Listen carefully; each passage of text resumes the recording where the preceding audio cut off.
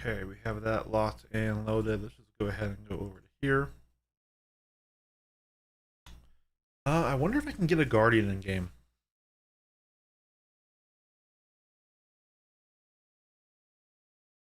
Because, yeah, I think the size 5s are in an interesting place. So we can put on attritions.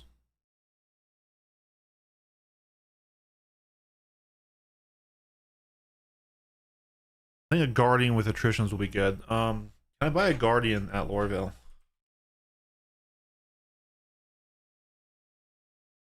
That event last night was pretty fun. How long did you end up staying out there? Oh, a good while. A good while. Were you in there, Alex? I think your name in Discord and in game are different, right? I don't know. I'm not happy with my own performance in that one. I need to improve on some areas for that. I crashed out frickin' Brace, which was right before the big fight started, and then we had a lot of trickle in. We had moments of greatness where we shot down their entire fighter ring and stuff, and then we had moments like that where I just screwed us over.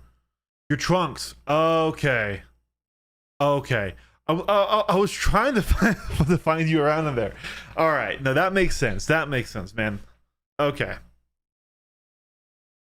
but yeah. So can I buy this in game?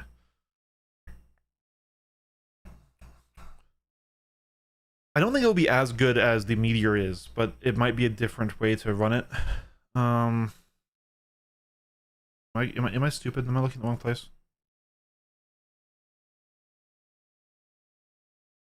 Or can you still not buy the Mario Guardian game? It's been out for over a year.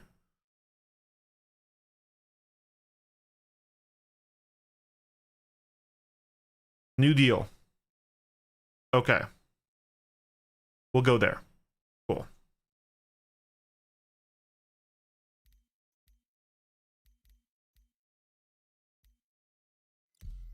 Oh, this is 4.7. Hold on. We need to be in 4.8.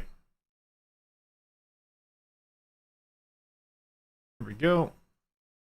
I caught that.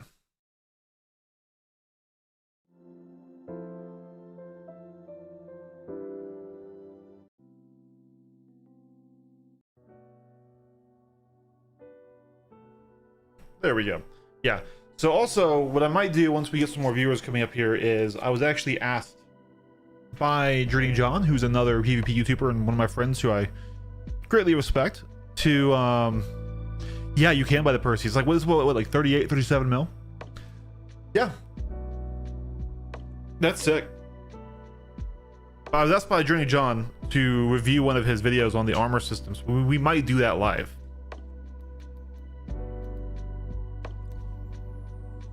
Was there another mini wipe? That's gonna be annoying to set up myself again. Okay, that's all right. Let's see. Load and save. Does I don't plan on doing reaction content, by the way. Like as a staple on the channel. Just he directly asked me to because we talked a little bit about the video. And the thing is I'm not really sure if I should, because I don't even think we disagree that much. I just think he went at it a little bit hot, and then no one was listening to his points because he called out Spectrum users. But like it's a good video. I've already seen it.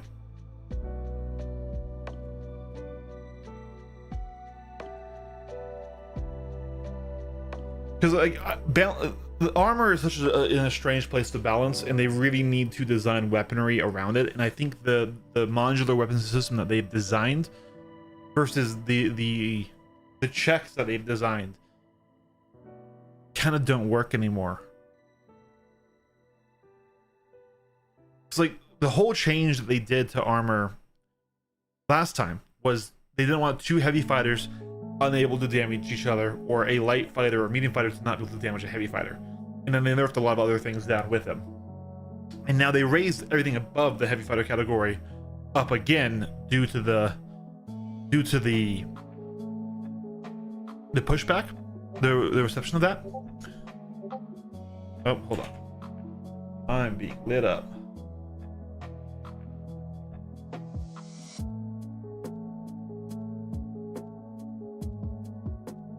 Okay, that's just a new one. New event. Okay.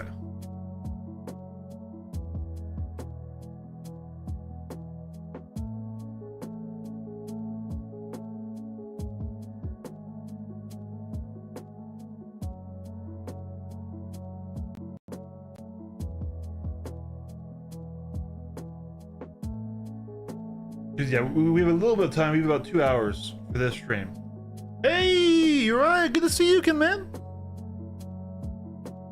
Yeah, no, usually during the week I need to stream later in the day because you know during the week at this time I'd be at work, right?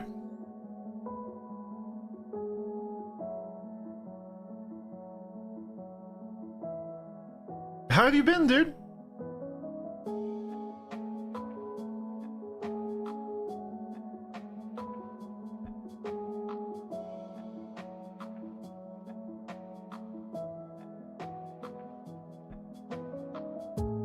Yeah, we might be doing a slightly different stream today.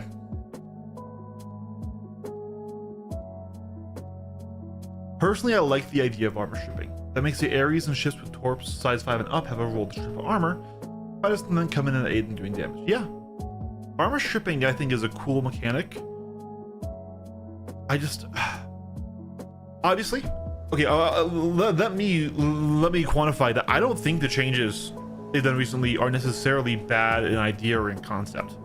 I do think that the balancing of the weapons should probably happen before more changes to armor. Wow, why do I have like nothing?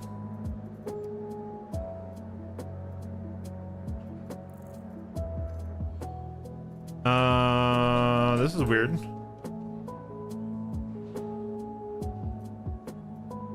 Normally I would have equipment in there. Welcome to the ASOP vehicle retrieval system. We got ships.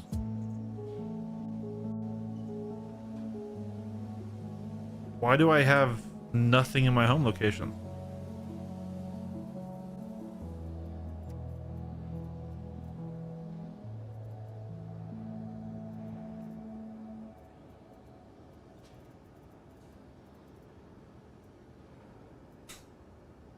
Hey JJ. How's it going, man? Good to see you. Getting into the team fight, seeing myself fell behind in duels but bringing it back. Okay, so are you like team fighting with a group, or because I mean I was under the impression that Squadron Battles was dead. The joys of SC Wicked when they have everything on. Yeah. This is a weird one. Well, I mean, we don't really need it, I guess. We don't need my stuff. Do I have money? It's 12 mil. That might not be enough. Let's just go to Tisa and see. I kind of wanted to fly the Guardian with size 5s and size 5 attritions and see how that felt. But yeah. So John, I was actually debating doing the react you asked for live on stream with the viewers here and stuff. But I'm still thinking about it. Typically, I wouldn't do react content because especially to YouTube videos. Like I think react content is okay if you're reacting to something that's not on YouTube, like a TV show or like a commercial or something else that's like not primarily on YouTube. But when you react to a YouTube video, like you're just putting a second version of the video on YouTube that's longer. And so like which one is YouTube? YouTube wants to recommend the videos that keep higher viewer retention. So they have two of the same video and one's longer. Wouldn't it just push that one harder in the algorithm, right? Squadron Battle is dead as far as I know. I'm just trying to connect with PvP orgs to get in the action. It's been a blast. Lost space lives. That sounds great, dude. That sounds awesome. I would love to do that too. I think I might need to coordinate some of that stuff with my group here. So he's next, and then we'll get in line. Hey, yo, guys. The line here. The line. There's a line. Get in line. It looks like everyone got their items wiped. Look, we're all in this crap gear.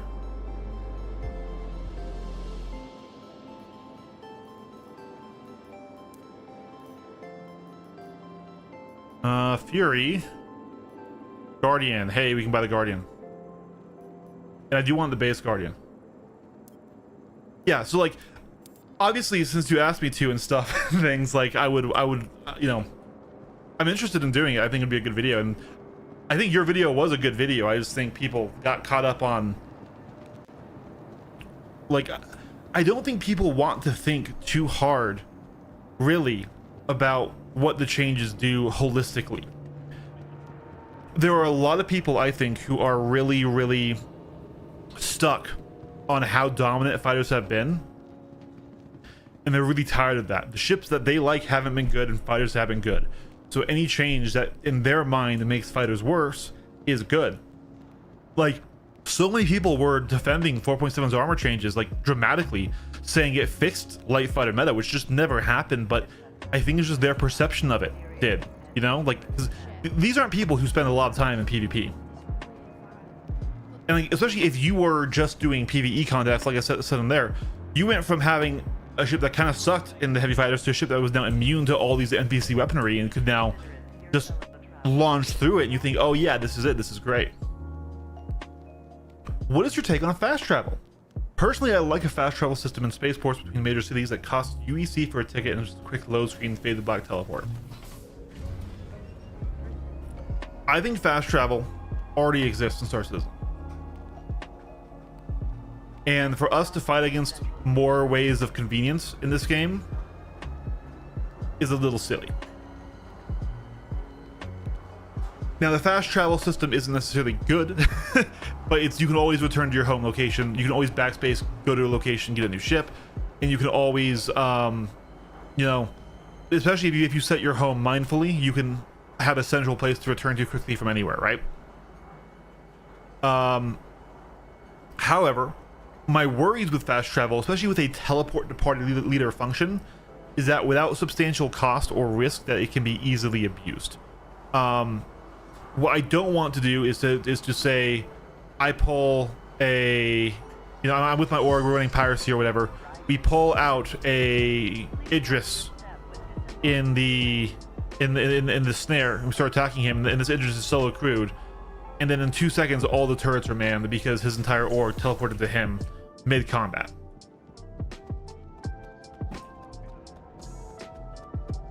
So I think more mindful and lore friendly means of fast travel is probably a good thing,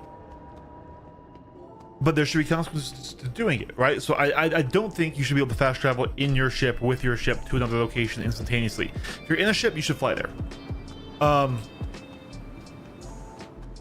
I also think it shouldn't move maybe your equipment, or very definitely not your stored items between locations that quickly, right?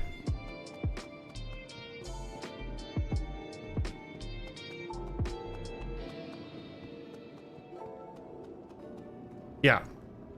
So pills. A person not fan of fast travel lives. I get you. All I'm saying is technically we do already have a teleport or fast travel option in the respawn mechanics, right?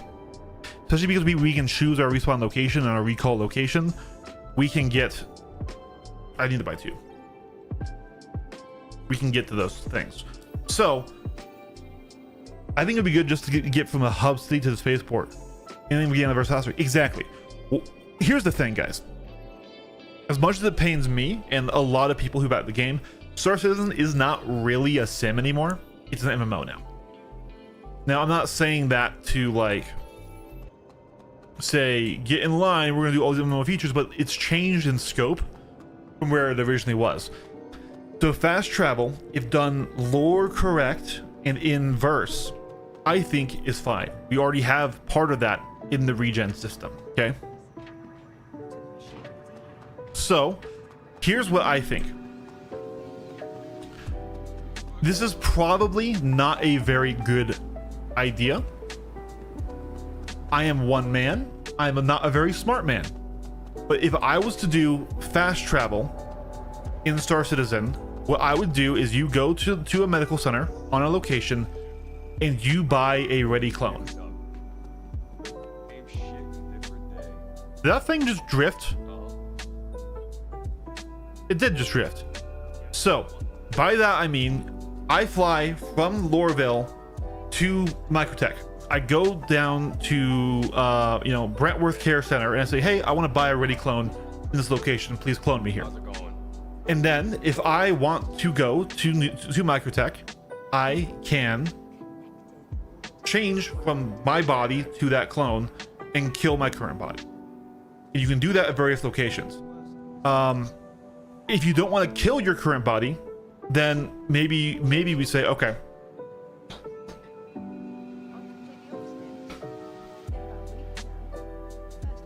otherwise you're gonna have PvE players doing weird abuse. Yeah, why teleport in a game where flying in space is one of the biggest selling points? So it's to maintain a sense of scale, Alex, while also balancing a sense of convenience. Well, not sense, genuine convenience. One of the most annoying things in Star Citizen is getting a bunch of people together for an event. Right? I imagine the fast travel is too muddled in what we don't even know what quantum and flying around is going to look like. I do appreciate the consideration why devs want to simplify bringing a group together faster. Realistically, I don't think it'll hit the floor. I don't think so either. We're just talking. You guys remember, anything that I say in any of my streams or videos does not matter. I'm one little idiot. CIG will not listen to me. But since yes, like I said, back to my idea. You go to any of the major centers, Levski, New Babbage, Microtech, or any of the other space stations where you can regen it, and you buy a clone there, and then you can go into that clone. What does not go with you is your gear. What does not go with you is your ships. So if you leave your body and enter a clone's body, right? You need to have unique equipment on that clone. You don't get to keep your stuff. Now, here's where it gets a little bit weird. Potentially, if let's say you have a ship like the Idris or Polaris or Carrick that has a medical center, let's say you can, through greater expense, once again, you're buying these clones, and these should be very expensive. Through greater expense, you can have a personal copy on these ships as well. And so, let's say you do have an Idris somewhere that is under attack. All right, you go to that clone there, but there should be limitations. Why am I going here? I'm not going here. The limitation being, if that Idris blows up, that clone dies on that ship, right? And there should be like a clone storage where there's a limited amount of people that can go there. That's how I would handle a fast travel system. It ties into the medical system, it ties into the medical gameplay loops, and it's basically swapping between bodies in that style. Does it make sense? Not really. It's just what I would do if I was asked for this question. I bought the ship, didn't I? Didn't I?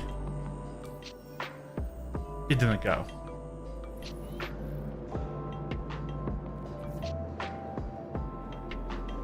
How's it going this way? I've seen a lot of issues in open world PvP games when fast travel got introduced, as people just teleported to dungeons, not riding through the world, no natural players encounters, no risks, no ambushes. That's why, once again, it would be tied to major locations.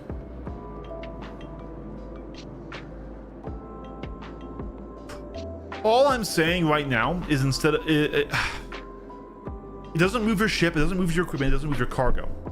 It doesn't move any mission stuff, but it would get you locations faster if you were just, say, running FPS. So there's that. At the end of the day, it is a weird system. Please let me buy this ship.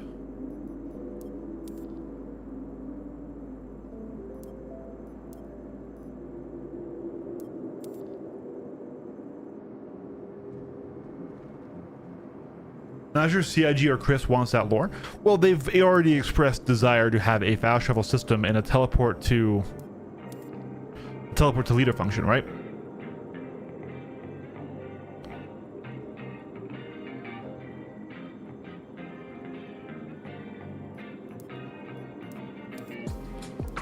So this is broken. Darn, I really wanted to try size 5 Guardian out.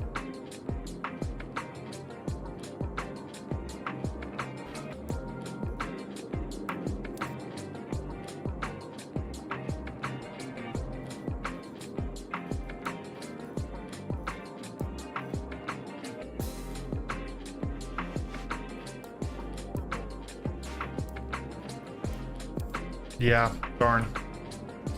All right, guys, no Guardian test in PTU today.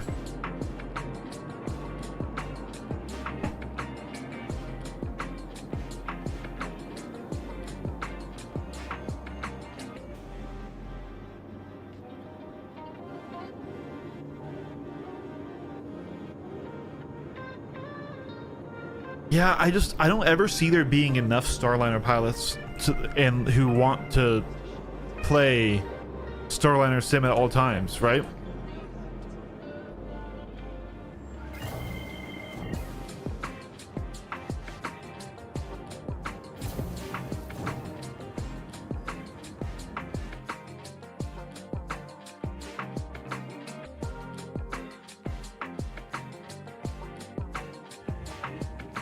I think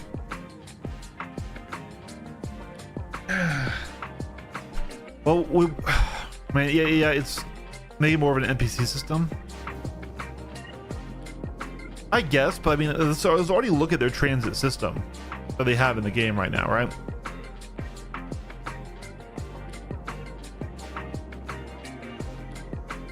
At that point, I don't know. It's a cool concept. I don't see how it will ever be more efficient than flying yourself somewhere. I mean, in real life, booking a flight is not more efficient than flying yourself there in a private jet if you have a private jet, right?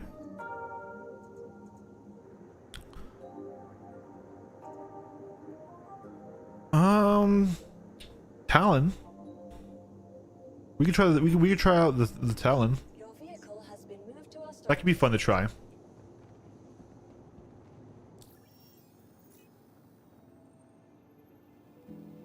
All right.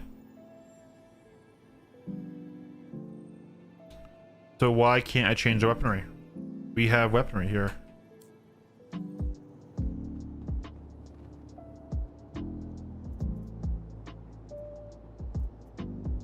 Only buy 3s.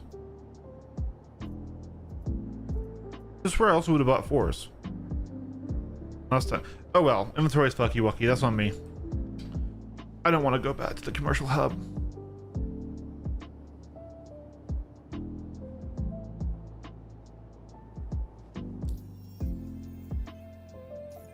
So not Talon. Not Talon right now. I don't want to go back to the commercial hub. Man, losing all my stuff kind of does suck. All right.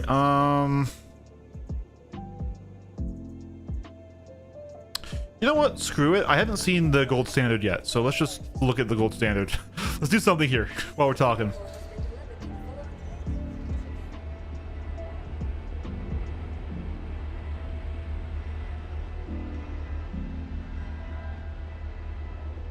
Have you tested again the coming gun? We can test that again.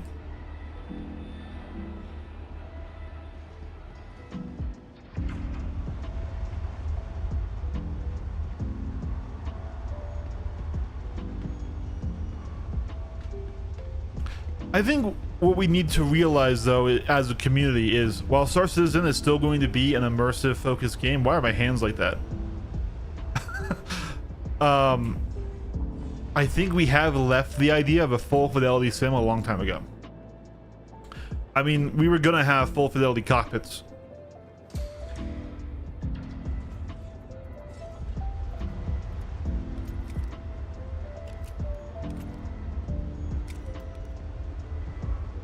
We're not gonna fly the Hammerhead. There we go, my hand's normal again.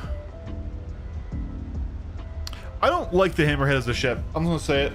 I think it is a design that has long since been abandoned by the gameplay loops. And I think even with all these buffs, we won't see it being flown that much. Though I also am a little biased against the Hammerhead because this thing has given me a lot of personal gripes. I don't know if they have. I mean, we can see what the insurance cost will be to claim it. Welcome to the ASOP vehicle retrieval system. Nope, they have not. That's a lot. 1.4 mil.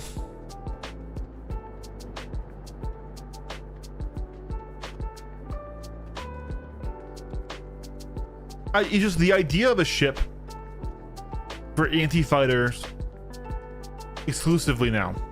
They can't punch up, right? that you would commit 7+ players to. Just doesn't fit in the current game. And this is something that Armor has done, right? The Hammerhead may be tanky, but genuinely, what role does it serve?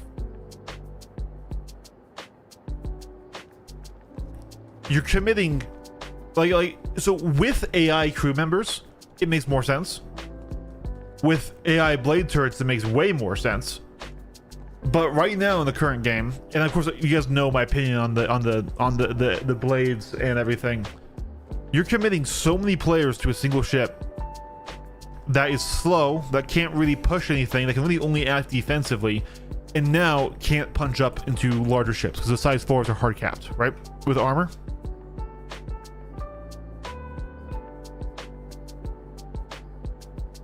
So like a fully crewed Hammerhead in your fleet is hoping that enemy fighters will fly to it to fight it.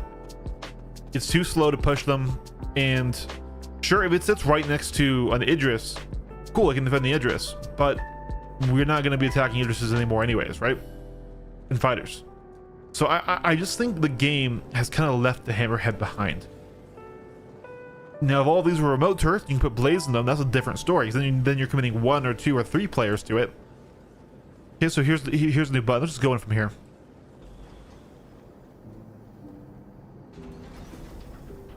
Interceptor speeds on this would be fun. So Interceptor is still tied to mass though. You wouldn't get a super fast ship. Speaking of that though, that's why I'm super excited for the M80. I think it's practically confirmed that the M80 is Interceptor tuned, and that's going to be really fun. But what they need to do is make large ships have their own unique flight model that is separate to smaller ships. Okay, so we're still getting the radiation. Here we are, you know, making sure our current clone has no chance at living past age 20.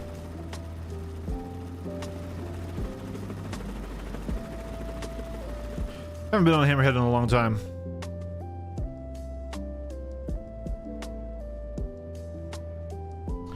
I guess they got rid of the old triangle marking of the storage grids.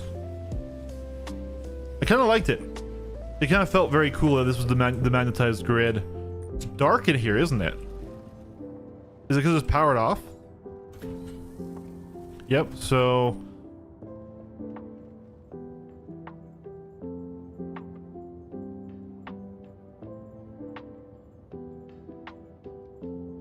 yeah, absolutely, Rube. Like, not to do spoilers for later in the video when we're doing our react, but the way you make large ships good isn't by making fighters bad or even bad against them, by making the large ships dangerous. That's what they kind of are right now. Now, the radar changes have helped dramatically. I really like that. I mean, people are like, oh, but now they're just bringing the fights closer, and a close fight with the fighter is bad for you. It's only bad for you if you're trying to use pilot-mounted or spinally mounted weapons against fighters, right? You have a fully crewed turret complement, then them being closer helps your turret gunners dramatically. So this is the... so we need to go in here to get the cockpit.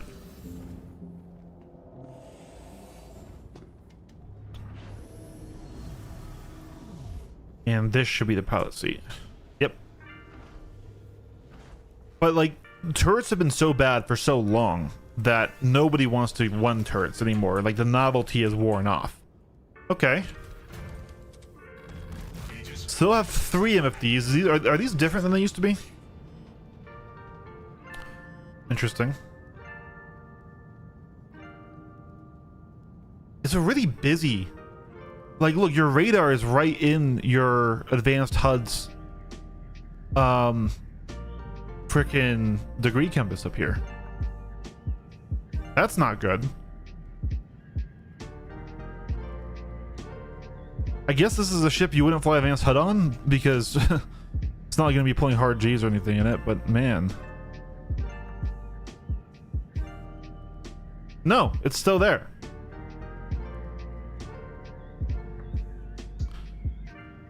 Yeah, I don't like this cockpit view at all. Hope the Tiburon does better. This is kind of a mess in here. Gonna be powered on the ship.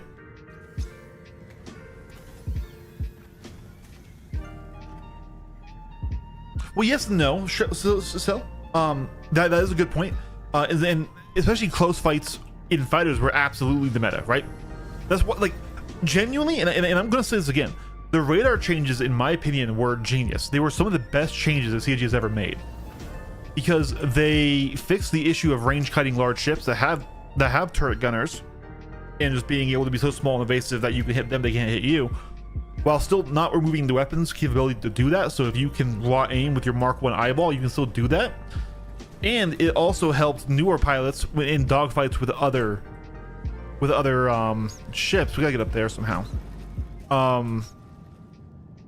It helped them to basically not waste their entire mag firing at 2 kilometers away and then get fucked over because it's unintuitive that you need to wait until you're way closer, right?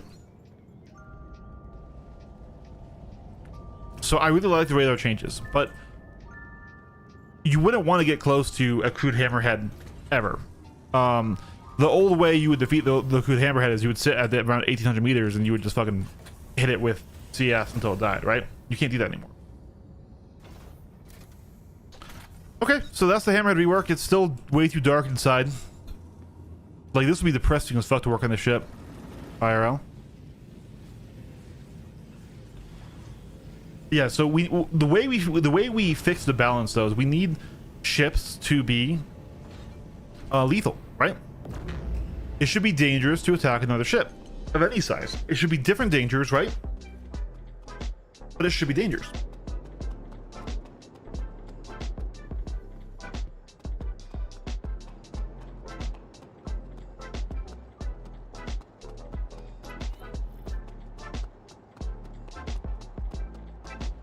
I'm still a little sad that we can't buy our Guardian. I really actually did want to fly that. Welcome to the ASOP vehicle retrieval system.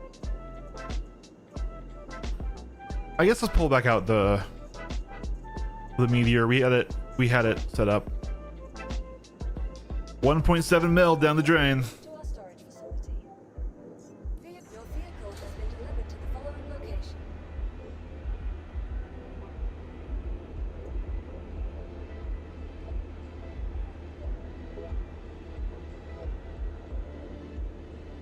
Yeah. Well, the Paladin also just has so much raw power that you can fully power the ship on default loadout.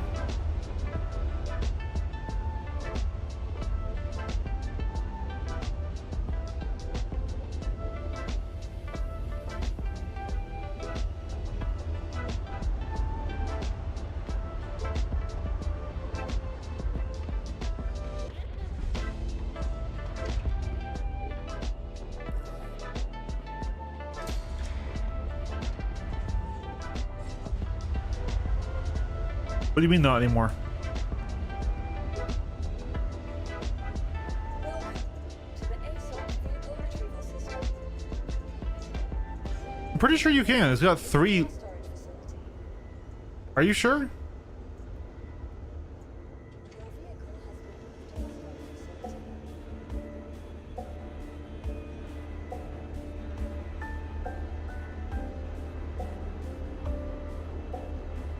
Welcome to the ASOP vehicle retrieval system.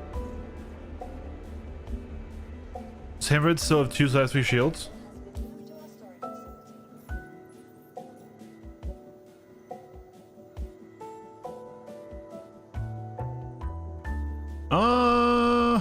Yeah, I do.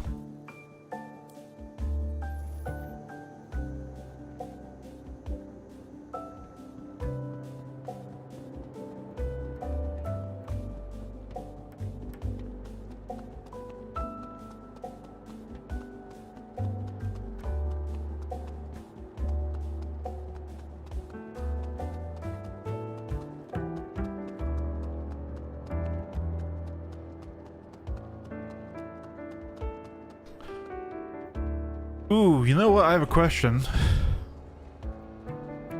If you claim your ship, and let's say you don't have money, so you have a default loadout, you have your paint on it, you have your weapons on it, let's say you're a broke boy like I am usually, right?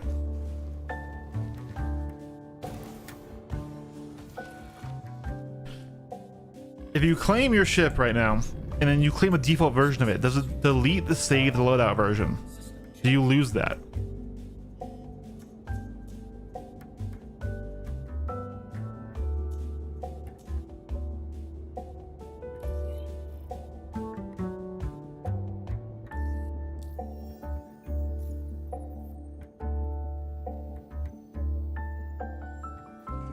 Why do I have to restock it on a fresh claim?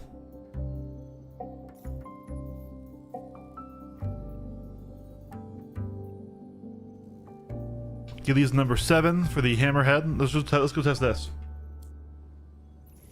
Yeah, I think that's pretty much confirmed, right?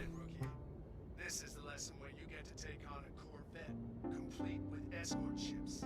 Does ammo and missiles not get restocked on Claymore? Oh, you're right. You're totally right. Yeah, that's what it is. Use your ship carefully. Hell, I've known some students to go ahead and bring a few friends as backup. Just don't show up to the training site unless you're really ready.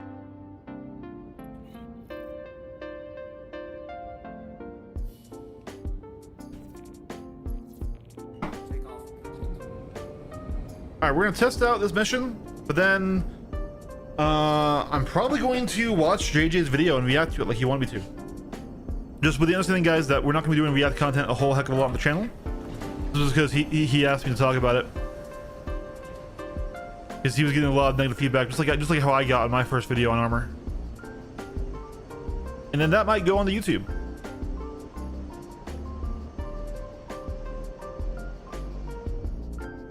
I hope the hammerhead's there.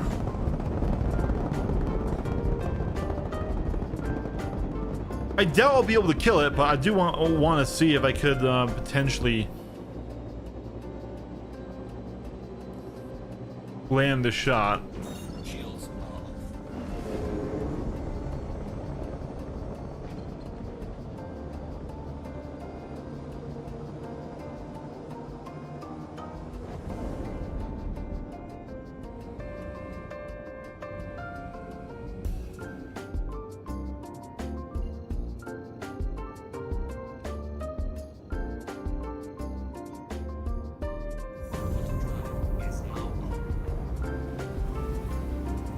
God, 4/8's still so laggy. Jesus Christ.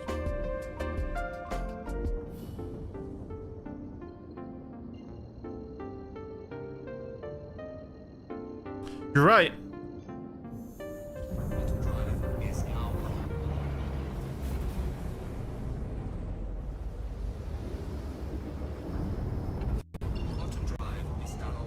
Really, pills? That's actually kind of cool and also kind of scary for the Meteor, like wow.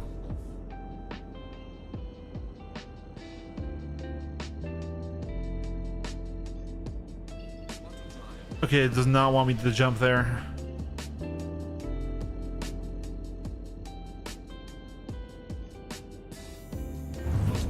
So it will lose its sort of role as a cap ship hunter, and you know, as basically a better Ares, but then it just becomes a really scary interceptor.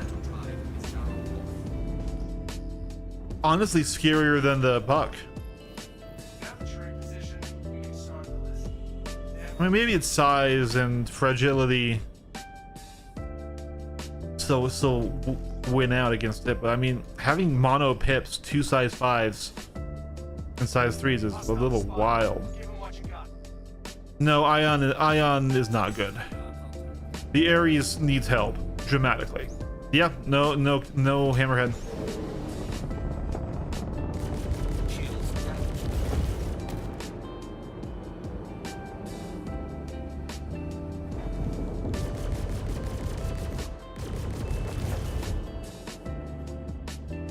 God, I can't see my shield size out of all these new MFDs. I really dislike the new MFDs, guys. I understand if you play in a way that like with the cast, it doesn't matter, but I hate the cast so much.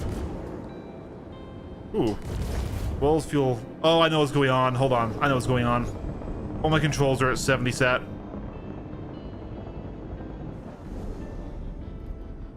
This is an annoying bug. Yeah, I'm like, why can't I like stay close or precise on anything?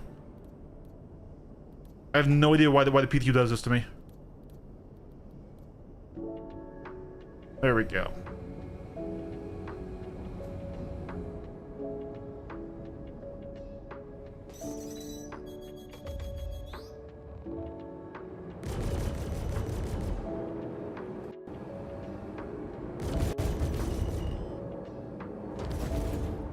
Shields damaged. Enemy down.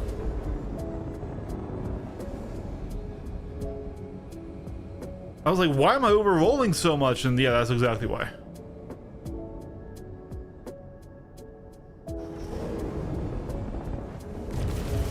Oh, pulled the trigger a little too hard there. Didn't mean to fire the Leonids.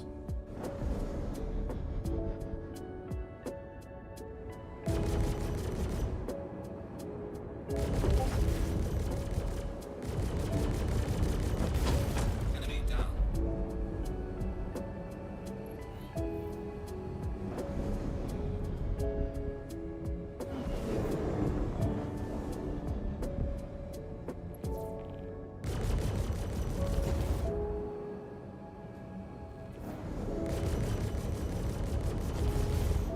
There it is. Gotta put a big check mark in the done column. Yep. Showed a lot of solid skills out there today, rookie. So, as of right now, this is a good way to farm script and farm money. Not that anyone needs to.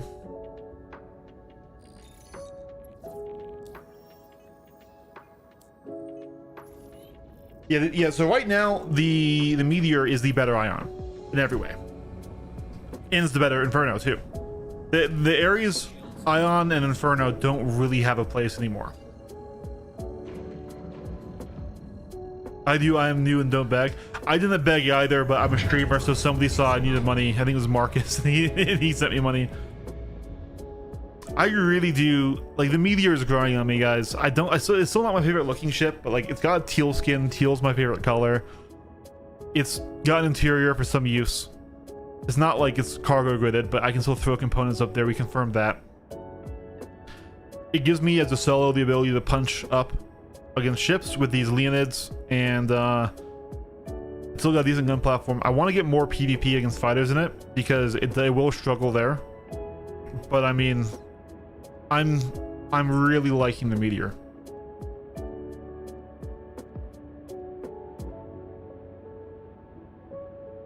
We all chip in for the cow welfare system.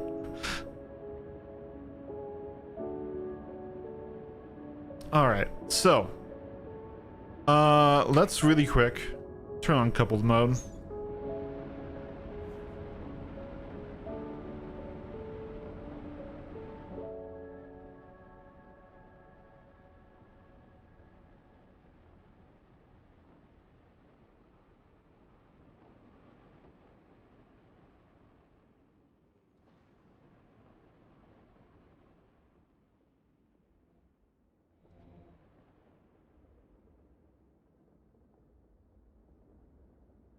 Yeah, that's a decent screen.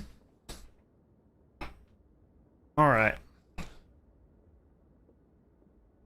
I passed you these palios. I believe you, man. I just I hope it doesn't come off. Whenever I ask for clarification, it's not me not believing you. Gotcha. I mean, we could get there. We could get there with the coolers.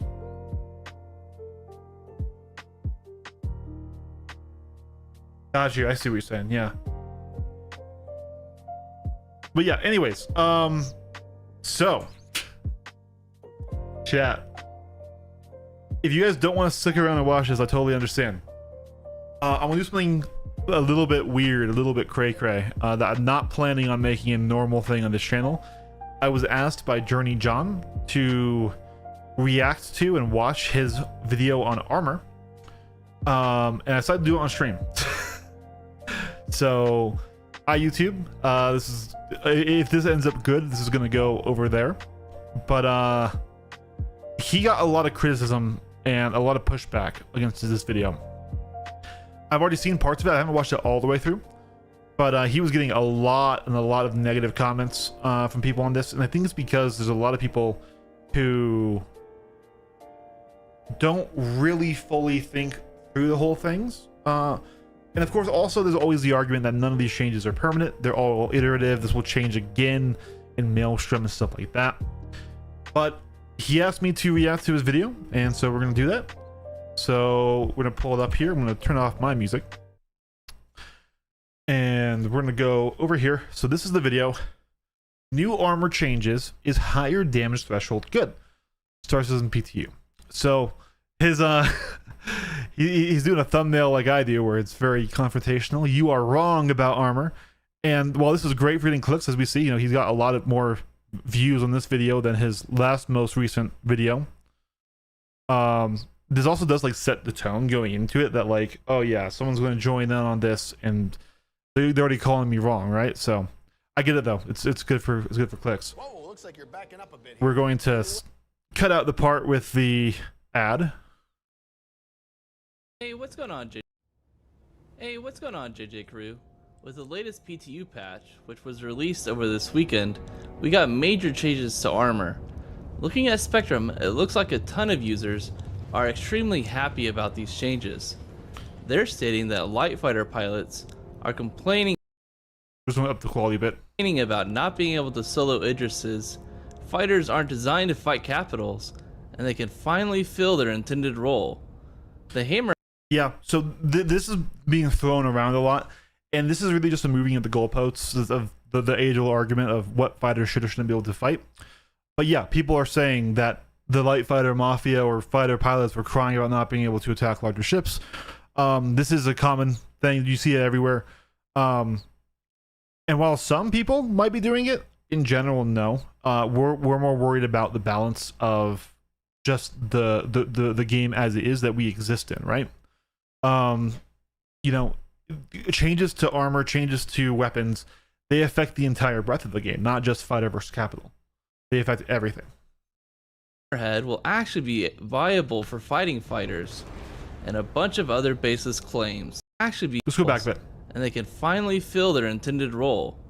The Hammerhead will actually be viable for fighting fighters, and a bunch of other baseless claims. CIG wants all feedback to go through Spectrum, but unfortunately, the community there is filled with users who want combat in the game to be no more challenging than mining or trading. JJ, I love you, man. I do.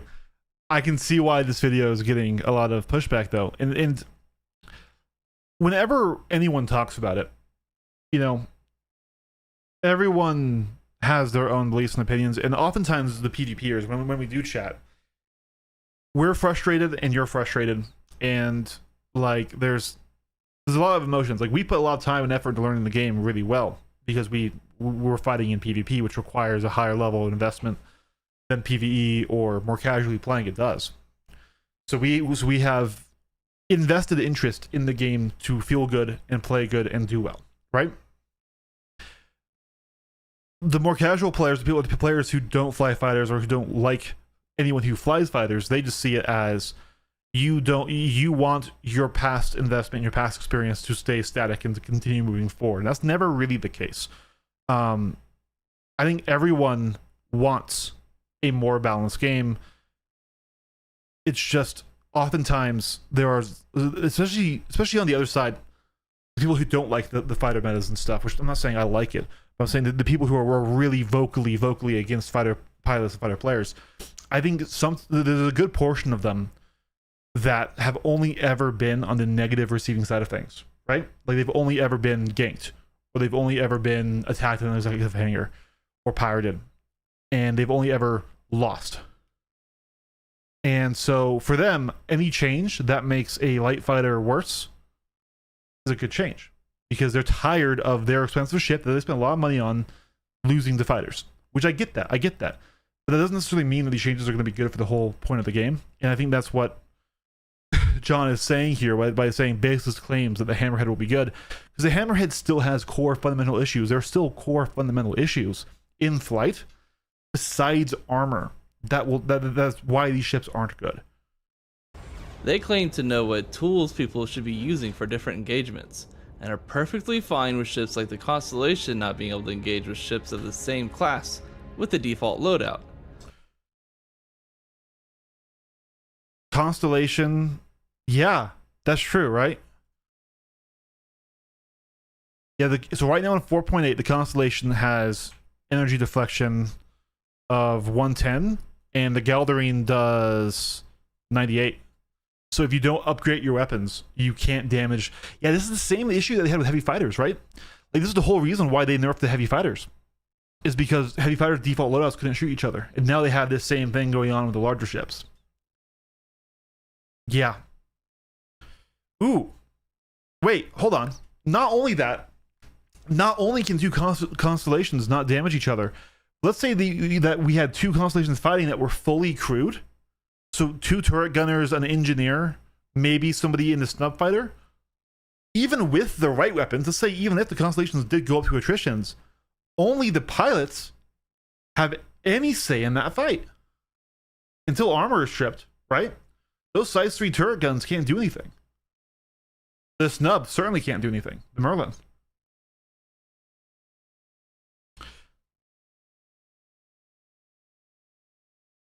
Ooh. So does that I mean, those were already entirely devalued seats, by the way. So it's not anything new that those are useless. It's just, yeah.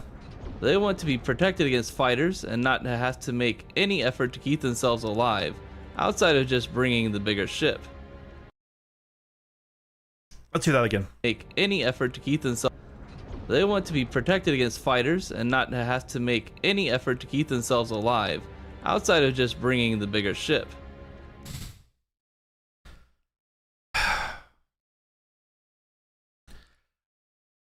I don't think people. I think people want that because they're tired of of being farmed by fighters. But I think if you genuinely ask somebody, like, hey dude, do you really think that somebody shouldn't be able to engage with you at all? Most people will say, no, there should be some way that we can engage with. And I think right now the answer to that is missiles. And with missiles versus larger ships, that makes sense. It makes less sense actually in the same class of ship versus each other, in my opinion, because one person can entirely deny that.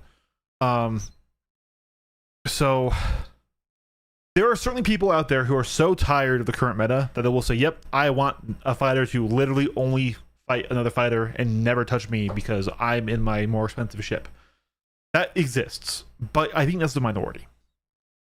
They're so afraid of the concept of PvP that any change that limits PvP encounters they will praise endlessly, regardless of if they actually encounter PvP while playing in the PU, and the adverse effects of the PvE aspect of the game. So who are we playing? Ad. They haven't lost since. I need to get an ad blocker for doing React content. Stars Don't Cry says it makes no sense that a bazillion fighters won't be able to scratch anything bigger. Yeah. Yeah. But at the same time, if you have a bazillion fighters, you have the numbers to crew a larger ship that could potentially do that, or to fly a ship like the Meteor. And the Meteor would be able to allow you to punch up because armor shipping does exist, right? So all the players have been waiting for this armor buff and thought that it would save you from having to engage in PvP, I've got some sobering news. The armor changes only make things more difficult for the multi-crew ships, and limit you to suboptimal loadouts so that you can hopefully fight off any of the potential ships you might encounter while out in the verse. Okay, so his claim is that armor will only make things tougher on larger ships, and that you will be limited to suboptimal loadouts because you don't know what ships you're going to be fighting in the verse. Okay. Recommend U-Block Origin? No, I'm a Chrome idiot right now. So I've been using Chromium on Linux. So let's not get too off topic. H. Yeager says the best way is to double down on armor, taking a long time to strip down rather than completely immune.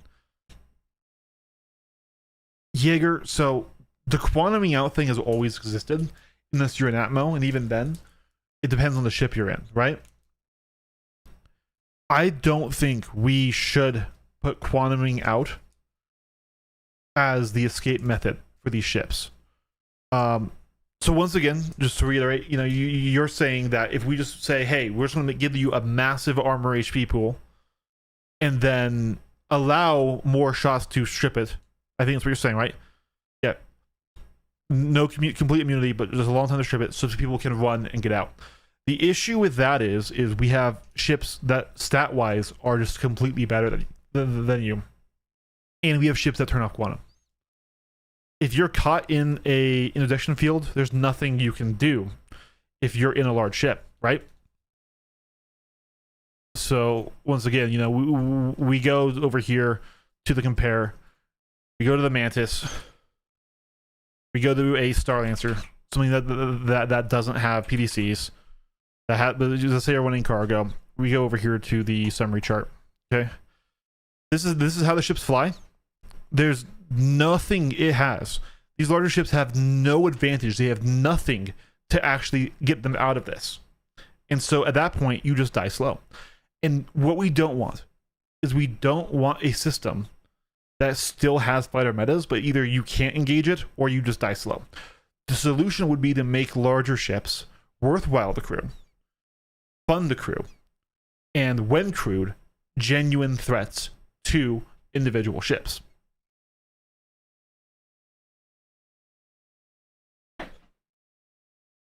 It needs to be a flight change, not just an armor change. Not saying armor is entirely all bad or useless, but that's what needs to happen. To prove this point, I'll be running tests in the F7A Hornet and the Drake Corsair. For the Hornet loadout, I equipped all M-series cannons and picked up a civilian grade A shield, competition grade B power plant, and a stealth grade B coolers from Morrison. Okay, so he's got a premier anti-everything loadout. So in 4.8, the M5s and M6 cannons and stuff, they have the same velocity as Omnis, and they do way more damage. So once again, guys, if we take a look at this alpha damage of the M6, this is the size 4 M6 cannon that he has, 615 damage. If we go over here and we pull up the Idris, 485. So as of right now, this build on the Hornet can damage the Idris. Let's just remember that. Even with the higher armor, we still have a fighter able to apply damage to an Idris. Now, options as well in here, right? Because of armor, the PDCs, the passive defense that has always made these capital ships kind of more worthwhile to run, because you don't need to invest players for a turret screen that will at least apply pressure, if not serious damage, cannot damage the Hornet.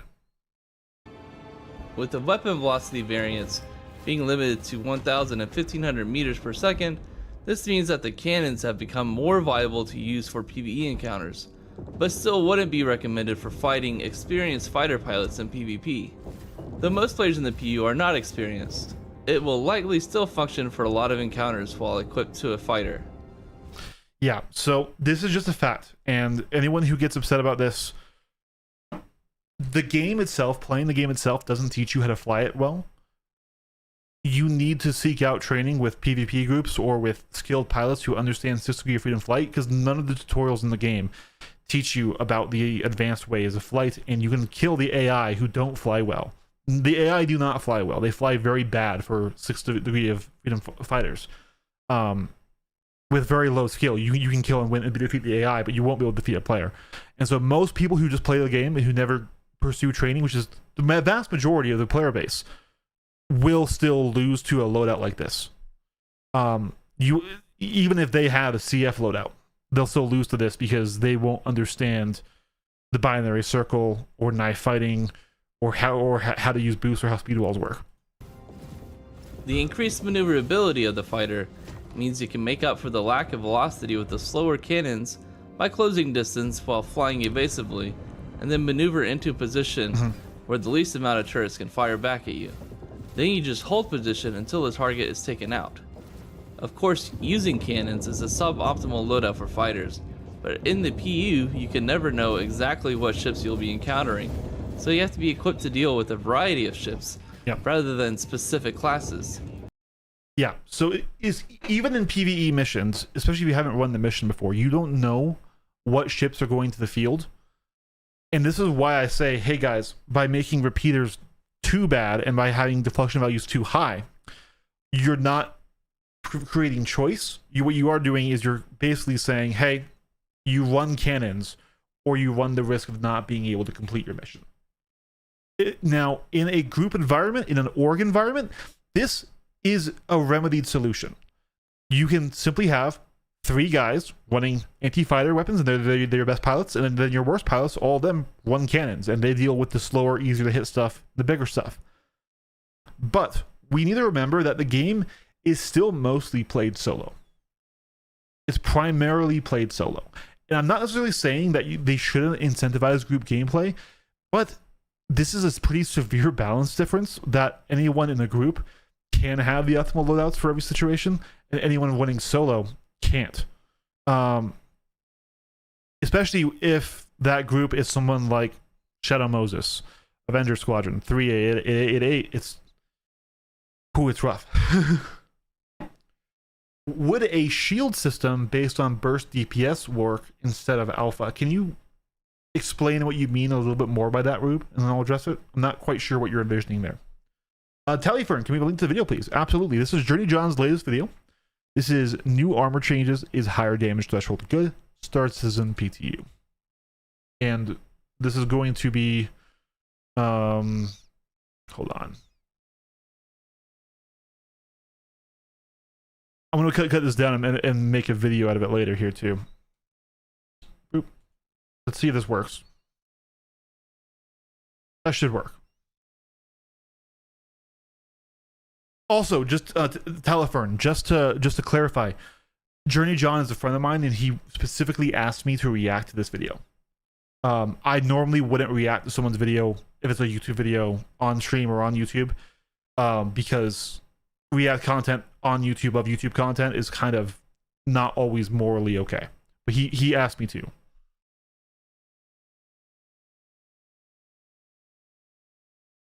But yeah. So, anyways, as I was saying, when you're in a smaller group or just even solo, you will be forced to run the cannon loadout because you don't know if you're going to be attacked by a group that has a large ship with them. And especially if they stop you from running with a Mantis, you need to be able to apply damage to everything.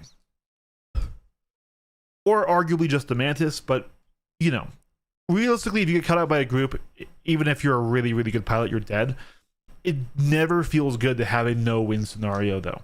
And I think that's something that hopefully you larger ship players and enjoyers can understand, is that it doesn't feel good to have a no-win scenario. And this is now with the weapon loadouts, because this will also affect you, but also even for the fighters. And if you say, oh, well, it's good that you feel this way now because we felt this way for years, Schadenfreude is great, but it's not making for good balance. Let's get back to this video. We're backing up just a bit. To be equipped to deal with a variety of ships, rather than specific classes.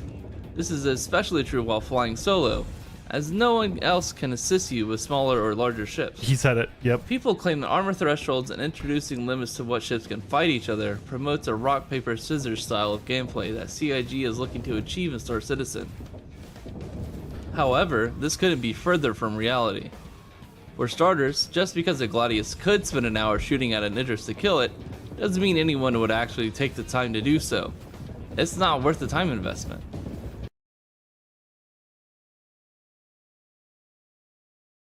Okay. So yeah, he said that CIG is trying to create this rock paper scissors damage model. I actually don't think that they are, personally, because Star Citizen is different from other PvP type games, right? Star Citizen is an MMO and is also one where not everyone has full access to the balancing charts, right? I think this is why that we saw the alpha damage modifier for armor instead of like size gating, aside from the other issues that size gating has now. But we have to remember when balancing the game is this is a game where not everybody has access to everything. This isn't like Battlefield where everyone has access to all the weapons, all the vehicles, all the yada yada. It just depends on your level or how much time you put in, something else like that.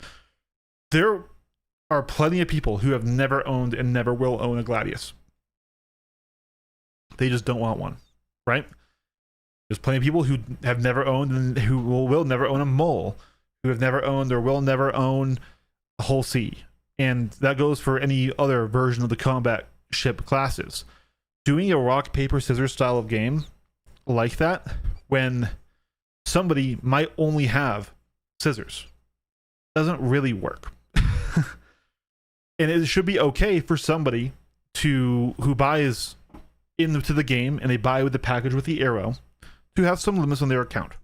It is understood that they won't be able to mine in their arrow. It is understood that they won't be moving cargo in their arrow. But they are buying a combat ship, and there should always be a place for that ship in the combat environment. I'm not saying that place is everything. I'm not saying that that place is attacking capital ships.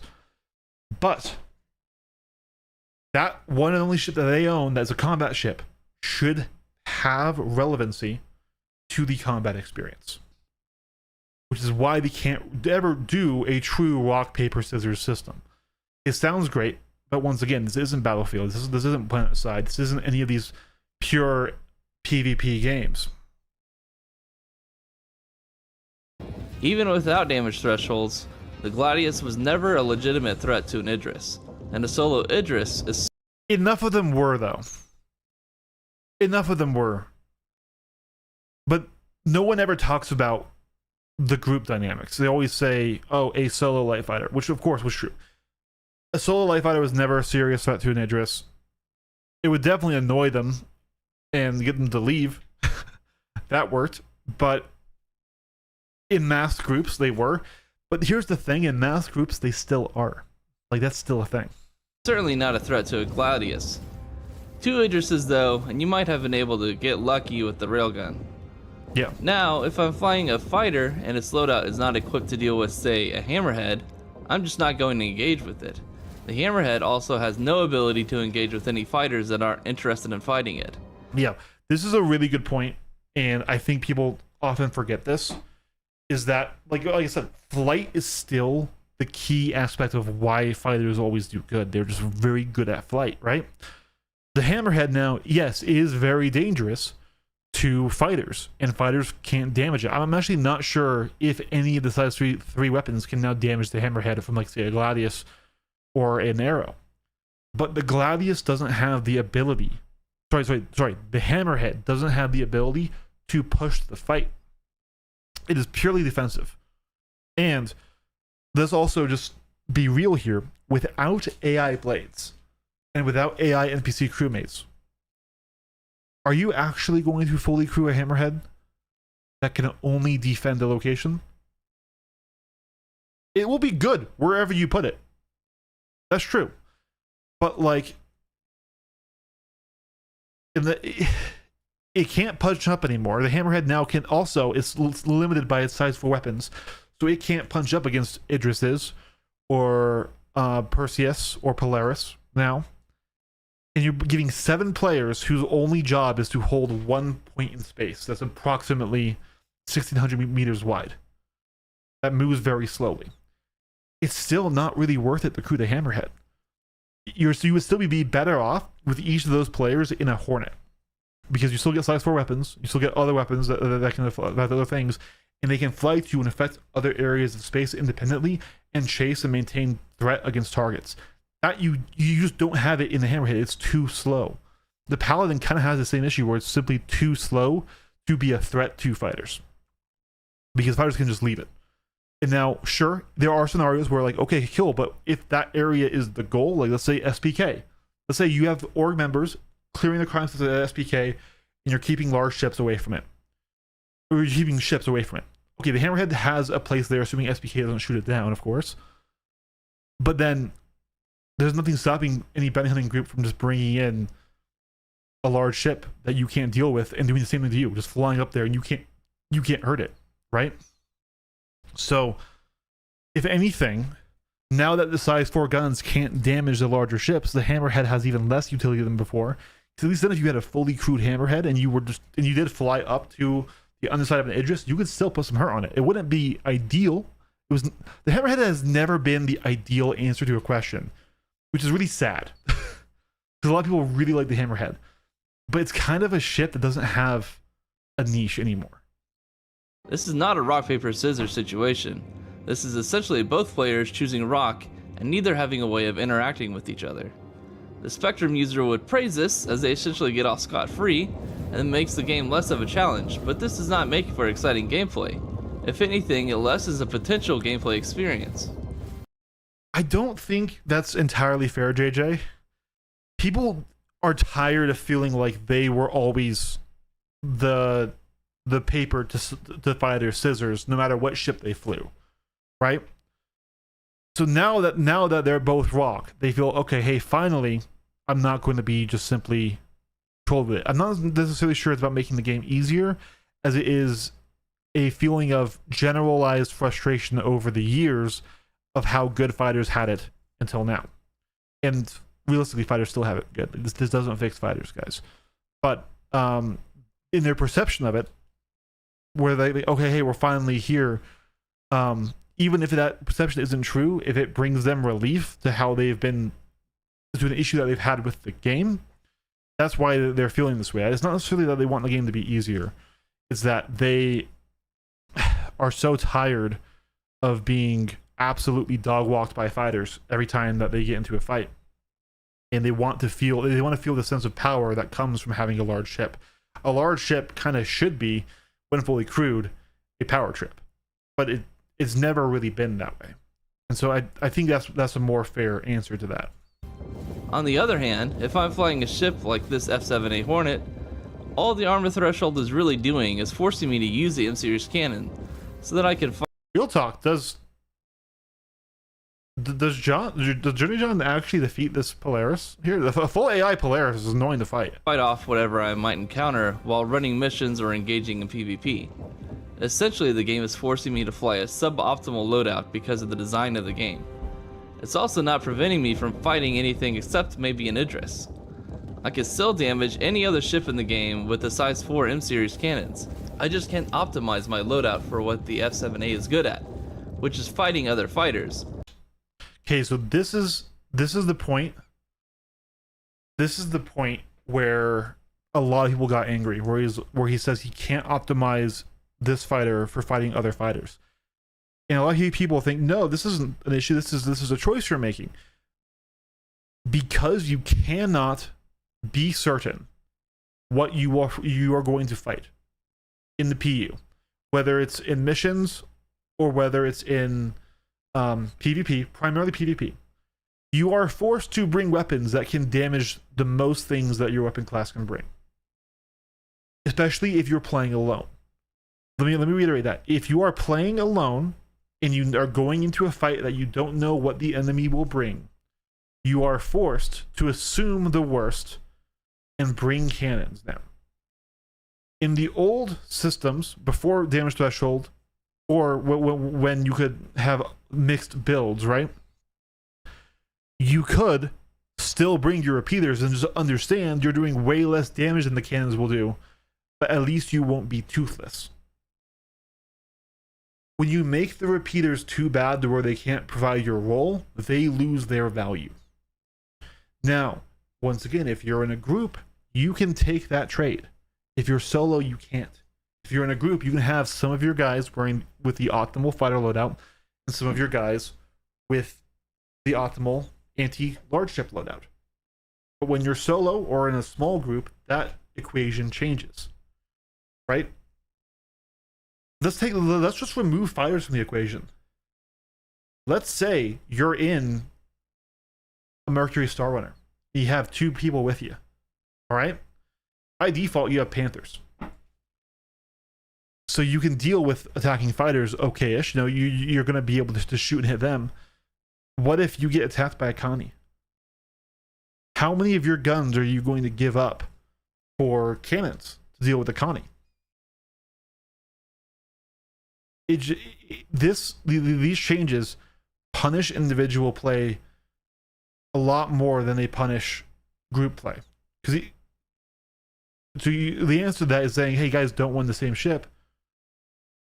Go off and run different ships with different capabilities in that 3-man situation, or maybe have one turret sit fixed for that. But either way, it's kind of a losing fight. It's just damage gating still has a lot of tweaking that needs to be done to it. I'm not sitting here saying it's entirely a bad system, because it's not, but like it really does force you to kind of change how you think about the game. And let's remember something, guys. Let's remember something. Griefers will always exist. Right now, they exist in fighters. If it becomes more advantageous to grief you in a Connie, they're gonna grief you in a Connie. Because the balance of the game is forcing me to use laser cannons instead of laser repeaters. According to the most recent SCL, I should be able to use whatever class of ship I want and fly it for my entire SC career, but these damage threshold changes fly in the face of that. Even if I wanted to run only PvE bounty missions or mercenary missions, and I didn't want to fly anything but light fighters, I can no longer do that solo. Regardless of whether I could do ERT missions before in a Gladius, it is no longer a viable option, as I simply can't equip a weapon that will do enough damage, whereas before I at least had the option of brute forcing it with repeaters or swapping in cannons to be more proficient at killing bigger ships. The other issue that Spectrum users would never acknowledge is that this change negates skill expression, which vastly cheapens the gameplay experience. To become a good light fighter pilot, you have to be willing to take responsibility for your lack of knowledge and ability to fly. And then you begin to put in the thousands of hours required to become a proficient light fighter pilot.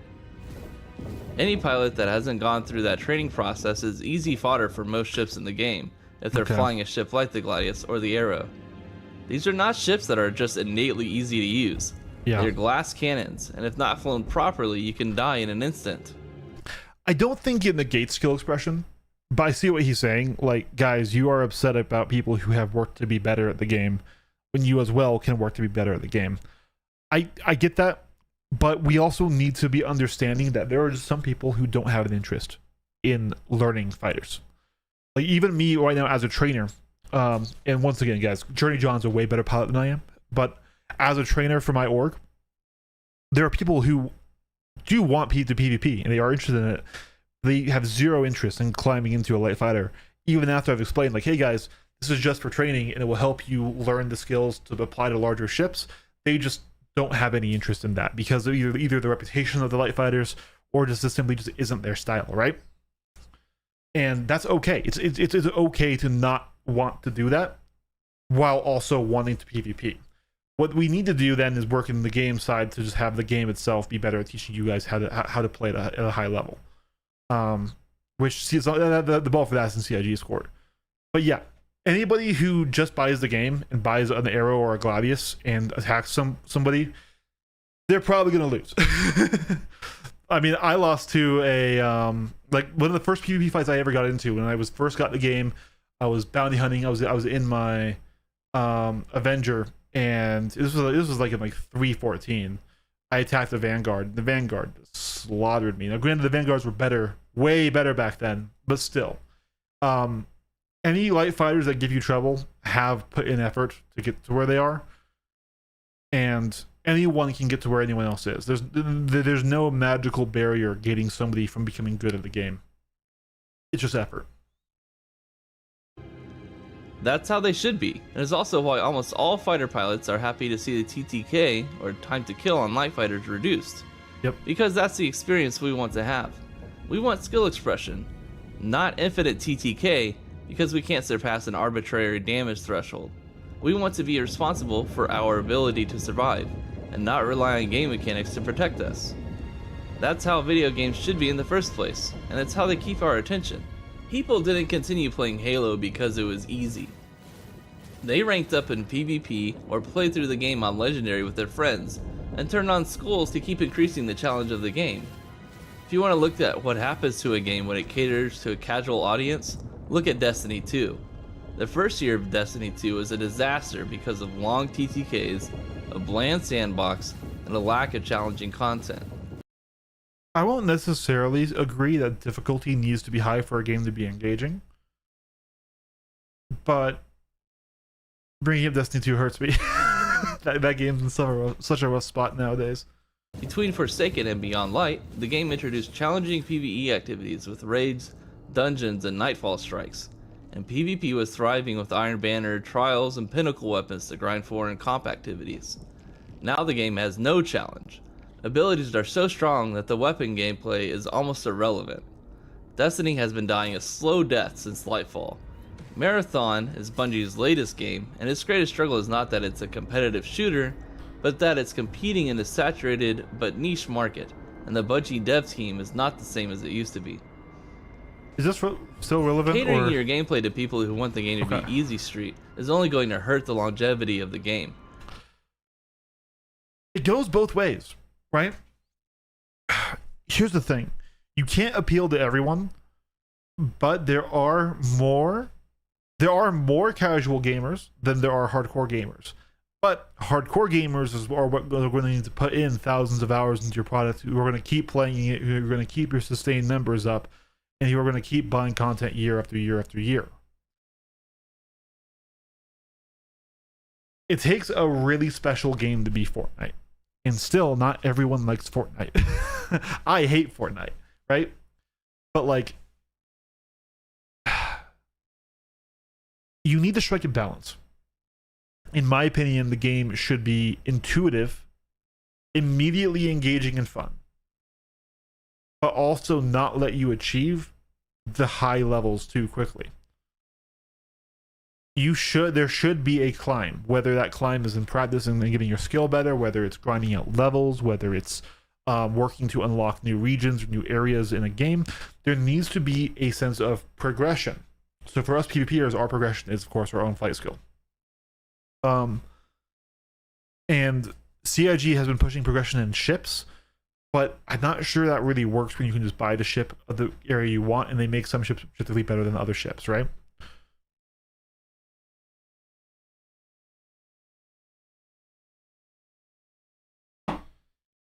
Isn't it easy street if light fighters can kill everything and you never need to bring another ship or loadout to kill the Bob and his large ship?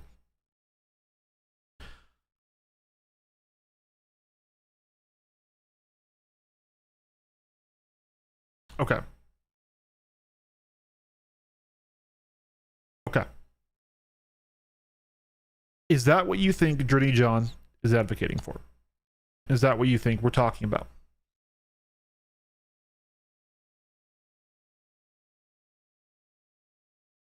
Let me put it to you this way. Which is preferable? A group of 8 players run into each other. 7 fighters. So no, let's do 4 fighters. And then 3 people in a larger ship. So 4 fighters, 3 people in a larger ship. 7 fighters, 7 players total run into each other in a hostile environment, and they intend to be hostile to each other. Which is healthier for the game? The old system, where everything could damage everything, but fighters were still so absolutely dominant that the larger ship might as well have not even had more than one person on it. The current system in the PTU, where depending on what ship that larger ship is, the fighters simply cannot damage it at all. But also, there's been no changes to allow the larger ship to be able to apply damage. Is not faster. The weapon projectiles are actually slower than before. And radar changes bring reduced range. So really at this point now we have 7 players who can't interact with each other. Or what I think Journey John is suggesting, and what I'm suggesting, where both groups are viable threats to each other and can have genuine threats to each other. So sure, the fighters have speed and maneuverability, but because the weapons don't deal much damage, you know, they have to stay in for longer. Shields are going to be recharging a lot quicker, and then if they do mess up, there should be enough lethality on those turrets to shoot them down. But if they don't mess up and they keep it up, they should also be able to win their engagement.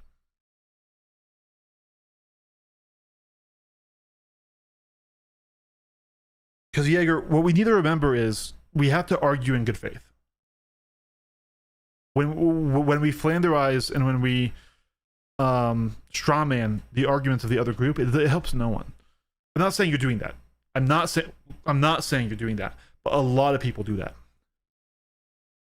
Journey John isn't saying fighters should maintain at the top of light fighter meta.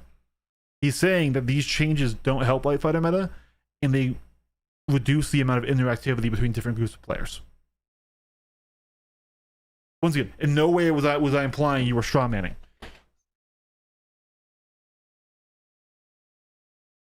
What PvP players want, by and large, is they want a dynamic and engaging game where any class of combat ship has a serious role on the battlefield. Okay? I don't think anyone really is arguing in genuine good faith that like a mole should be able to show up onto a battlefield and use this mining laser to mine through the armor of a cap ship and instantly kill it, right? That would be kind of cool as like a scrappy underdog strat, but like that shouldn't be like a viable like meta option, right? The light fighter mafia, by and large, doesn't exist. People like it as a term, and they like to villainize light fighter pilots and people who do fly to the meta, people who are competitive and who like to win, as wanting the game to maintain, as just to say, stale. But by and large, any PvPer you actually go and have a genuine conversation with wants these medium-sized ships to be good, because we've also flown the same ships for years. We also CIG released a new ship, and we know it's not going to be good, and that's not fun for us. The best thing we can do is to improve the combat effectiveness of larger ships, not limit the interactivity between these ships. Now, hold on, I'm not saying armor as a system, or even as the thresholds we have right now, is all bad. I'm not saying that. I actually think this current balance we have with, at least with the heavy fighters, is now in a decent place. We just need to keep tweaking some stuff on the lower end. This is an iterative process, guys. Even if its concept is one of a kind and there's really no other game like it. Let's go back a bit. If it's the one thing game to be easy street is only going to hurt the longevity of the game. Even if its concept is one of a kind and there's really no other game like it. A bad game is still a bad game. Now let's look at how these changes affect ships that are not fighters. We've moved into the Corsair, and we're still using the M-series cannons so that we can damage larger ships like the Corsair or Perseus. Unfortunately, the Corsair is significantly less maneuverable and lacks the speed of the S7A, so it has significantly less control of its positioning in this fight. Usually you would want to make up for this lack of maneuverability with keeping range and using faster velocity weapons, but the slower velocities force us closer to the fight, which puts the Corsair at a significant disadvantage. So yeah, so what he's saying is now with the lower weapon velocities and the lower radar ranges, the old tricks to make these larger ships like the Corsair good don't work anymore. You don't have the same effective range because of slower weapon speeds, and you don't have the same ability to target with pips, right? There's also taken into account right now that because of these armor changes, the turrets on the Corsair are basically worthless in this fight. Those are size 3 turrets. So now, multi-crewing this multi-crew ship is less viable than it was before.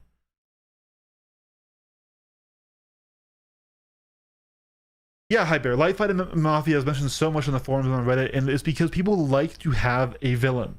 They like to have a group that says, oh, this is why everything is bad. Alright? Light Fighter Mafia is the exact same thing to PvP players as Bob's is from PvP players to them, right? It's a way to villainize a group to vent your frustrations. It's a human thing, it's a natural thing, it's not a true thing. Once again, we're forced to use a suboptimal loadout because of the ships that we're fighting, but the larger ship is not able to make up for this disadvantage like the Hornet was. Yeah, because the Hornet flies so much better, you're able to apply more influence on the fights and still apply those same weapon systems better than these large ships can. This is part of the issue. Like, the issue with light fighter meta has and always will be how ships fly and the geometric issues of combat in space. Before he retired, Avenger 1 did a really, really good breakdown of why this exists, and it still exists to this day. However, there have been some words from CIG's camp in this most recent SCL and even from before with the new flight model, saying that they're aware of this. Now, I have my reservations about new flight model. I do. I can't really talk about them too much right now. But what they need to do is break away from everything flies like a Gladius. Once again, just to make the point, in case you guys aren't really familiar with how ships fly in Star Citizen, there is a linear line with how good your ship flies to how large it is. And in some cases, that line, if we go to the Gladius, and then we go to the Hurricane, is literally just a straight decrease. The Hurricane flies exactly the same as the Gladius does, just worse. And why this is because of mass. In general, in Star Citizen, maneuvering thrusters are the same maneuvering thrusters. They just affect your mass. And then, well, sometimes they change things, like on Mirai ships or on ships with super large engines. They don't do it often enough for it to make any difference. So we go and look at here. The Hurricane has roughly the same amount of thrusters, roughly the same amount of engines as the Gladius does. But the Gladius weighs half, and so the Gladius is about double in every dimension. This is just a straight line down. And until they get away from this, there will always be a huge advantage in flight to fly a smaller ship. Let me just reiterate. Light fighter meta isn't just light fighters win fights. It's always been the smaller ship in a fight has the advantage. So right now, in this matchup, Gladius has advantage. Let's now go, let's change out the Gladius for a Paladin. Hurricane has advantage. Let's change out the Hurricane for an Idris. Paladin has advantage. This is light fighter meta. The larger the ship it is, the worse it performs. And what we need to do is get away from this linear decrease in performance with size and go into more unique flight characteristics on a ship-by-ship basis. For example, an F8 really isn't that much more massive in size or in weight than a Gladius is. And it has bigger engines. So maybe it should turn slower, but maybe it should accelerate faster. Bobs don't want to be seal clubbed, so the argument of but with immunity the combat won't happen argument doesn't work on them.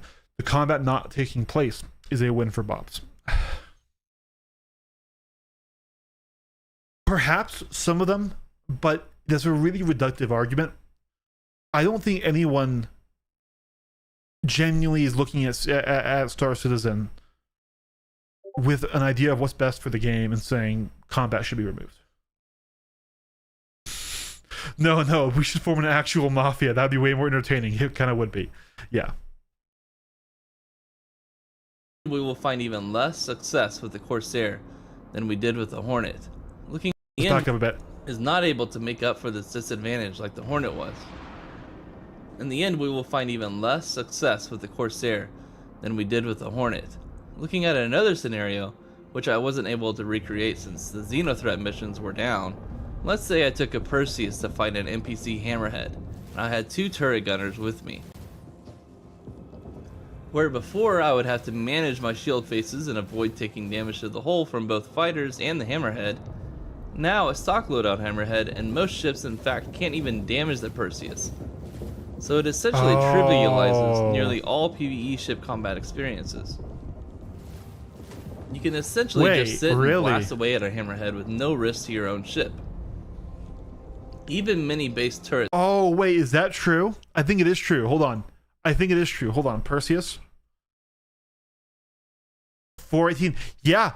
The Hammerhead, a full crewed Hammerhead can't damage a Perseus at all. So this once again just makes the Hammerhead even less appealing. 7 people in a Hammerhead versus 3 people in a Perseus, and it loses every time because you simply can no longer engage. Now, people talk about missiles and how missiles is the counter to this argument. And I just want to say, I don't like missiles as the tool to strip armor. I'm not saying they shouldn't exist in that role at all, but I don't like it as the #1 primary answer because missiles are range gated and they have a hard counter of you just getting close. If the Perseus, which by the way has PVCs, can get and can close distance to the Hammerhead, before the Hammerhead can get any torpedo hits on that Perseus, it's over. That's game's done. Like I said, gankers will always exist. If we just change what they gank in, that's not necessarily helping the game. So now, people saying the Hammerhead finally has a role, I disagree. I think the Hammerhead's in a worse place. It's a shame. It's a shame, but I also think the Hammerhead honestly is just kind of a flawed design from a different time. Ooh, that is an oof. So once again, guys, yeah, the size 4 rhinos, yeah, they do 65 alpha and 4.8. Oh man. Turrets can no longer damage many ships in the game. These armor changes essentially make PvE space combat an extremely trivial task in the right ship, which in the long run will make the game far less interesting and kill the replayability of missions. In the end, armor will not do anything to help multi-crew ships be viable in combat against fighters. CIG will need to adjust flight and turret behavior to resolve that particular issue. So guys, what Johnny John is saying, I think is really important that we not just knee-jerk against it. He's saying that armor does nothing to change the flight characteristics that have created the light fighter meta. As long as there is a weapon system to get the fighters where they can damage the larger ships, light fighter meta will exist. And so we could either keep removing interactivity and interplayability between different ship classes to fix this issue, or what myself and what many PvP players think is a more healthy option is we do meaningful changes to how larger ships fly and fight to increase their lethality across the board, not just against large ships, but also against fighter craft. It should be worth it to crew these ships. Sure, some turrets should just be point defense turrets against fighters. Those can be remote turrets and stuff. If you're putting a person in a turret, that turret should be a fun and engaging place to sit. And just like how I said before that the arrow guy who only owns an arrow should always have a place in the battlefield, the turret, the manned turret on a ship should have a place in the battlefield, right? So this is what we're saying. Like we need to make these ships threats and actual contenders in the battle space, not simply put a line between their interactivity and other ships, right? Just bring an escort, Bob. Oh yeah, just bring in Ares and Mantis, Mr. Light Fighter. Well, no one's bringing in Ares. The Ares is awful. I know this isn't what you meant, but the Ares right now is even more hurt in this change. Here's a Perseus, 495 physical. The Ares is a size 7 cannon. Let's see, right here. Look at the Ares Inferno, 292. Look at how they massacred my boy. It can't do anything. Now, the Ion still can, but the Ion has so many issues that it's not worth bringing. Once again, Mantis supremacy. Please buff the Ares. Oh cow, don't let my shitpost derail your reasonable takes. It's okay, Jaeger. But also, let's remember, a lot of people do bring Mantises. But I'm still of the opinion that we should probably be balancing more around small group engagements or even solo engagements than the org engagement, because most people will play this game solo. Ah, we disconnected. Anyways, let's go back to here. We're almost done with this video. This is a major step backwards for space combat, but unfortunately we're very close to the next ship sale, so it will likely stick until the 4.9 patch. I suspect many players will actually lose interest in ship combat this patch, and stop playing until the issues with armor are resolved, much like they did with the ballistic meta. There are still some alternative options to combat, of course, distortion and bringing friends notwithstanding. We still have to play the game that we have and just hope that the game improves in the near future. Hopefully CIG is listening to people that actually have valid opinions, and not the players who just want the game to be easier for them. I hope you all enjoyed this. Alright, JJ. I love you, man. I love you, JJ, but we gotta remember that everyone has an opinion and most of them stink, right? But yeah. This is why it's kind of the role of people who talk about this stuff to do their best to try and be educational. I'm not saying anyone has to listen to me. I'm not saying anyone has to listen to anyone else.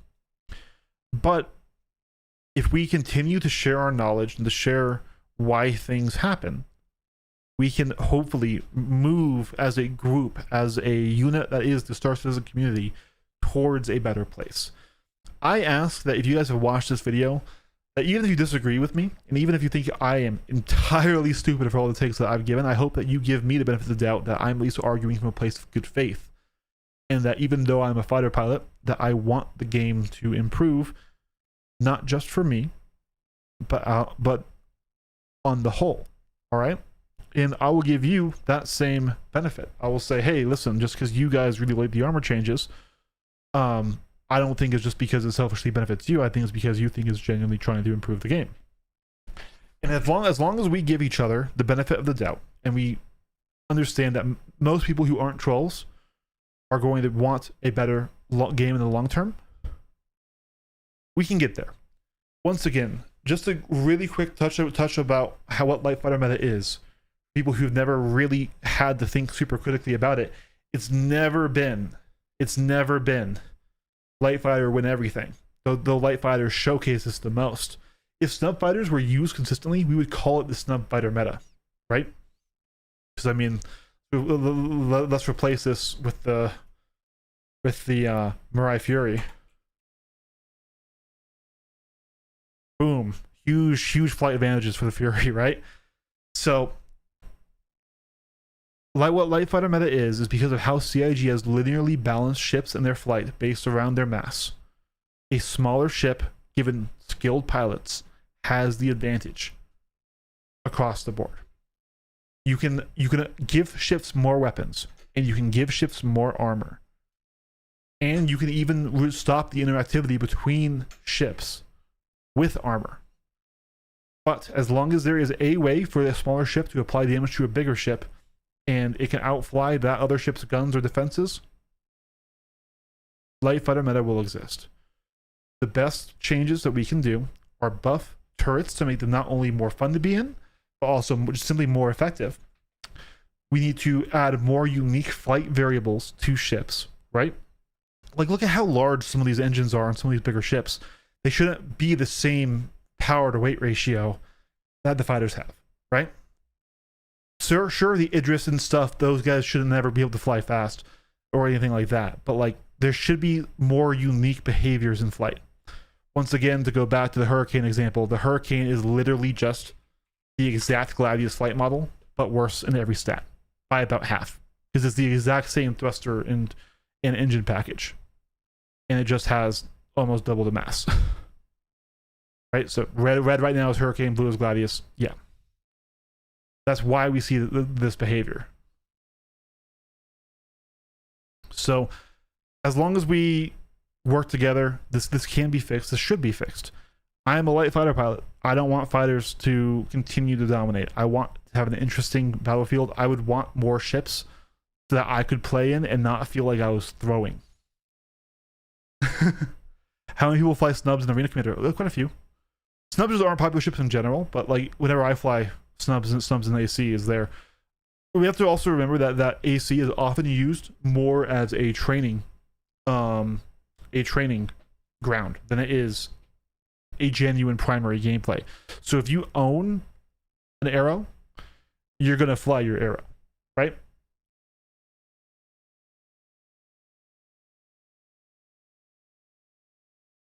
Journey John, hopefully CIG only listens to the opinions of people who agree with me. Any other opinions are invalid. That's not very fair, Skeletor. That's not what he meant. The thing is, Skeletor, is there are a lot of people. Okay, there are people. I won't even say a lot, but there are people who do genuinely believe things like fighters should only ever, under any circumstance, be able to attack other fighters. And I can see where that take comes from. It comes from an area of frustration. It comes from an area of I have been being ganked and I've been being abused and I've been being griefed by these fighters for so long that I just don't want them in my game anymore. And so we're going to get to a hard line and they can only attack other fighters. And if that is true, if a light fighter is only a threat to another light fighter, then no one will fly to light fighter because you can't influence anything else in the game, right? Now, if we say, okay, well, a light fighter can only attack up to a heavy fighter, and then heavy fighters can attack up to larger ships, okay, that's a little different. That's a little bit more valid. I'm not sure I would agree with that balancing, but at least that's still what I would consider to be a more real take versus the light fighter should only be able to attack light fighters take. Anyways, if you made it all the way in here, we're going to cut off the reaction there. Overall, I think it was a good video by JJ. I think there was some frustration coming through in some parts of it, but yeah.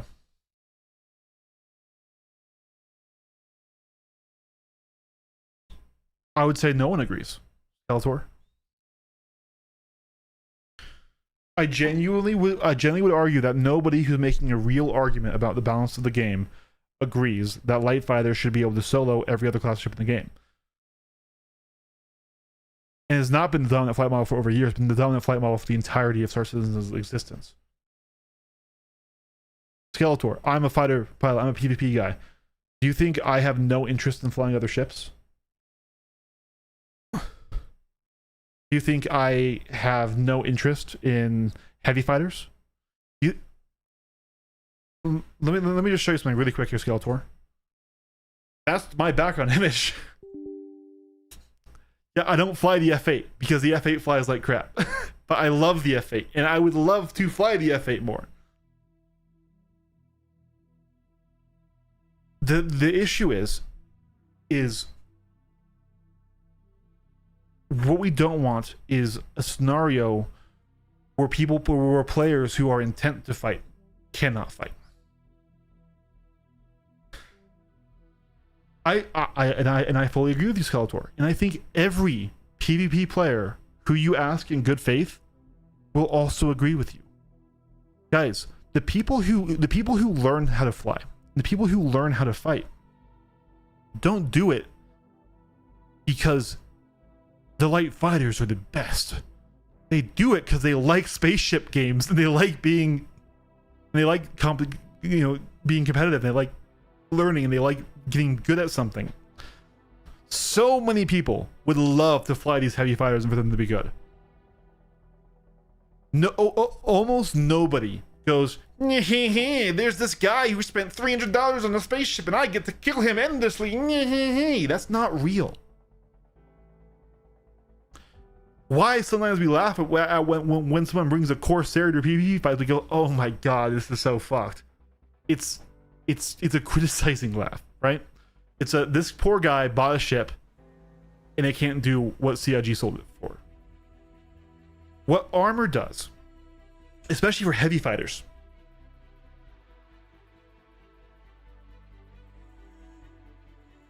what armor does, especially for the heavy fighters, is it doesn't fix their core issues. It just puts walls up between interactivity. I want benefits to these ships. I do.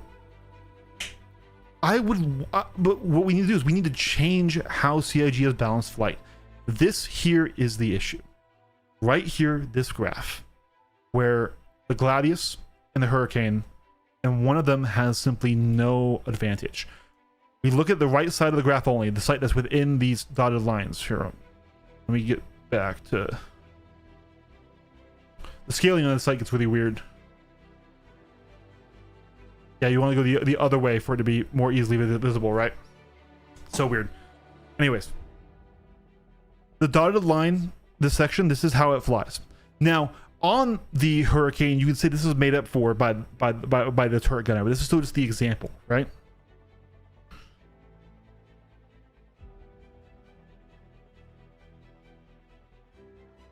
A game where two people run into each other and can't do anything to each other is a boring game. Yeah. Yeah.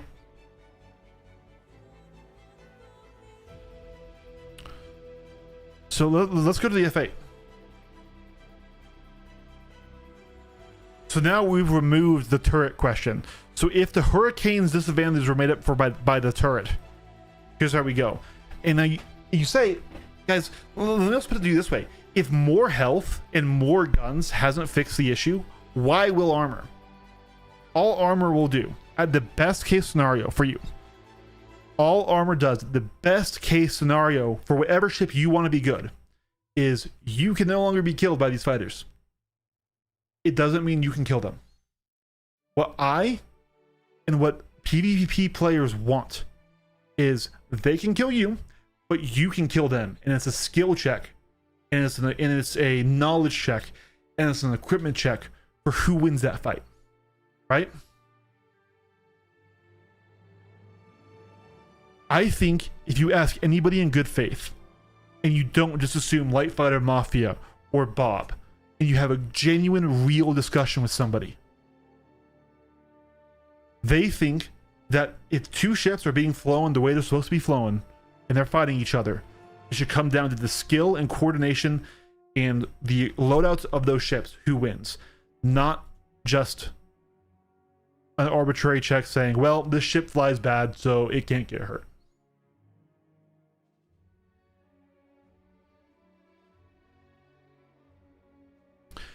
And I understand there's so much frustration in this game, and most of the time the average player who doesn't PvP, their only ever interaction with PvP is when they're griefed, or when they're pirated, or when they're attacked at Hathor, and it's only ever been negative.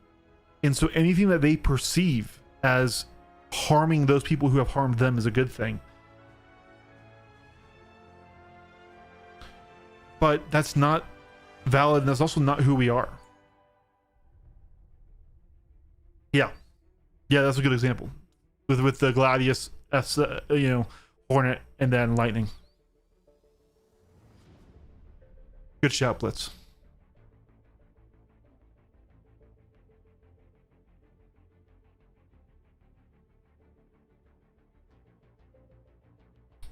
So Skeletor, that's not necessarily a bad idea on its own, but that also won't fix this issue, right?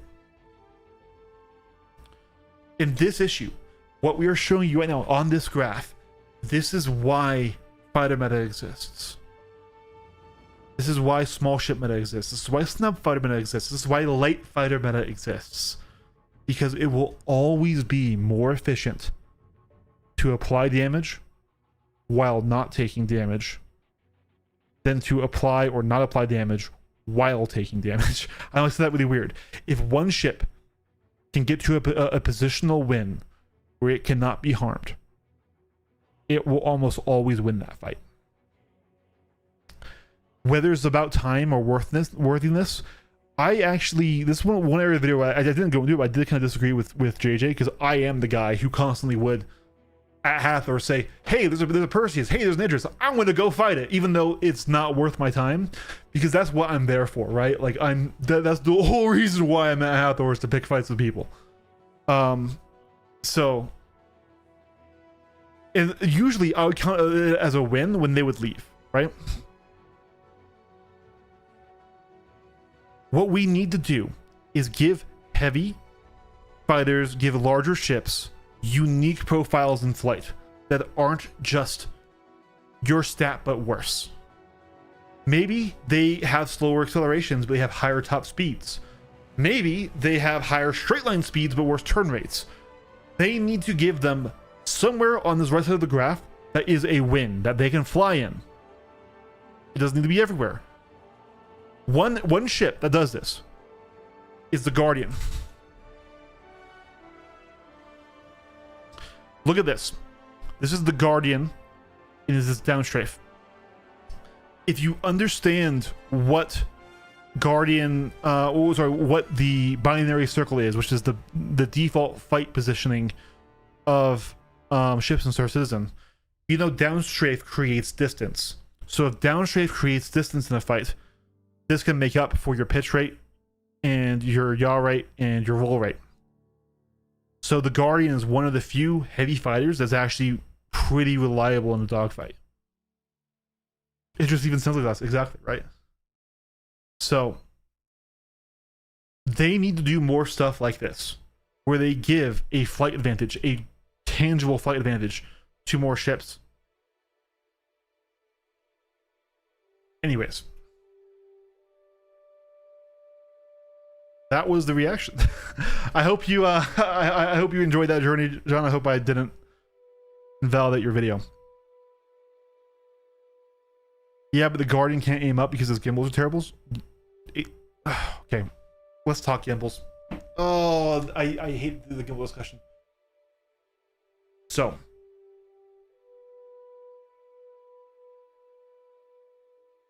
what you were telling me is I am right that the Hammerhead should be a higher top speed in Splatoon ship. Yeah, it should. Well, the Hammerhead just has its own issues.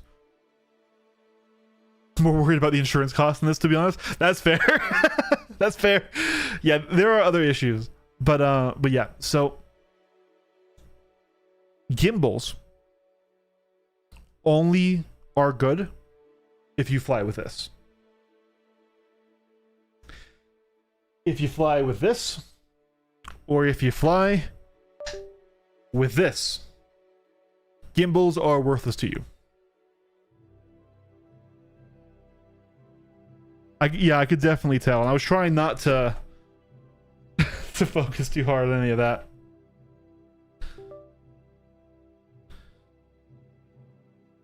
So if you fly with this, the gimbals matter. If you fly with this or with the flight stick, you want better pitch rates and you want better yaw rates. Haste, Mouse and George, rejoice. We have, that's a whole nother conversation. A whole nother conversation. All right. So for me, I like the base Guardian infinitely more than the Guardian MX, because the base Guardian I can dogfight in how I fly, and I can't with the MX.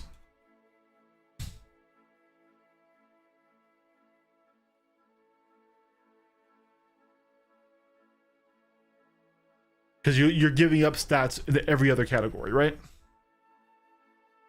But then you bring in a pilot like Alkaline Hawk, which is one of the greatest off-meta aces I've ever met. Incredible guy, huge fan of him and what he does. And he makes the ship sing. Is all who you talk to. And that's why also why no one has the right answers, guys. I don't have the right answers. Journey John doesn't have the right answers. Avenger 1 doesn't have the right answers. Virgil doesn't have the right answers. But together, as long as we keep talking, and we keep sharing our knowledge, and we keep improving the general knowledge of people in the game, a better answer, maybe not the right one, but a better answer can be found. Whether it's better tuning for the damage threshold system, whether it's a different system entirely, whether it's buffs to turrets, whether it's buffs to flight speeds or maneuverabilities, we can get there.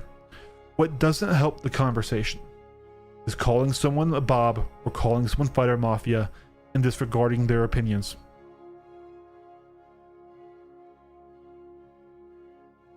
I'm just one guy, and I'm not a very smart guy.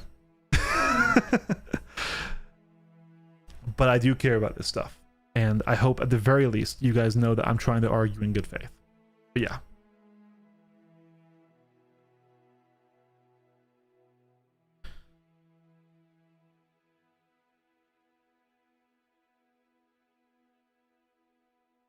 Anyways, guys, I have a training event to go to. I don't think I'm going to stream it because it's going to be for my org, and I like those guys to not always feel like they got a camera pointed at them, especially as they're getting started. But this was a good stream. This was about 2 hours. We also are going to edit down and cut up Fighter Mafia tucked flight suit. That's hilarious. And we're going to cut up that video, and that video will be on the channel. I don't think that video is going to do very well. I think we'll get the same reaction that Journey John got, but hopefully people will see at the very least that I'm trying to be genuine and I'm not trying to just hurt anyone. So have a good rest of your day, guys. I'll catch you later. We're only have a couple new videos coming out. We're gonna have this video, and I'm going to be editing down my Meteor video tonight. So catch you later. Peace. Happy Mother's Day. Call your moms. It's Mother's Day. Have a good one, guys. Catch you later.